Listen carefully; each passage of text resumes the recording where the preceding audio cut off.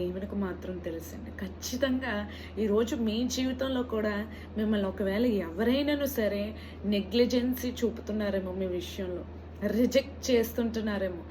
Maybe వాళ్ళ తప్పు కూడా అది కాకపోవచ్చు. కానీ ఒక మాట చెప్పిన, this is a purpose and will of God in your life. దేవుడు మిమ్మల్ని చూస్తుంటున్నాడు. మీరు ఏ పని చేసినా, మీరు ఎలా జీవిస్తుంటున్నా, మీరు ఏ స్థితిగతుల్లో ఉన్నా దేవుడు ఖచ్చితమైన ఆయన కనుదృష్టిలో మీరు భద్రపరచబడి ఉన్నారండి.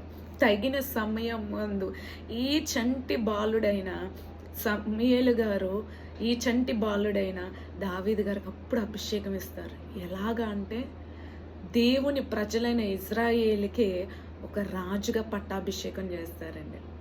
This is anointing of the holy spirit. Yes, మీరు మనుషుల అప్రూవల్ గురించి చూసుకుంటున్నట్లయితే మీ జీవితంలో మీరు ఏది పొందుకోలేరు. ఖచ్చితంగా దేవుని పిలుపు, దేవుని యొక్క సహాయము కొరకు మీరు ఎదురు చూస్తున్నట్లయితే, కొండల తట్టును మా కన్నులు ఎత్తుచున్నాము, సహాయము ఎక్కడి నుంచి వచ్చును, యెహోవా నీ యొద్దనే మాకు సహాయము దొరుకును అని కీర్తనకారుడు కీర్తనలలో పలికినట్లు ఈరోజు నీవు కూడా తీర్మానం తీసుకుని హృదయపూర్వకంగా దేవునిలో నీవు బలపరచబడితే ఖచ్చితంగా నీ జీవితంలో కూడా దేవుడు అటువంటి గొప్ప కార్యాలు ప్రపంచానికి చూపించుకుంటారండి.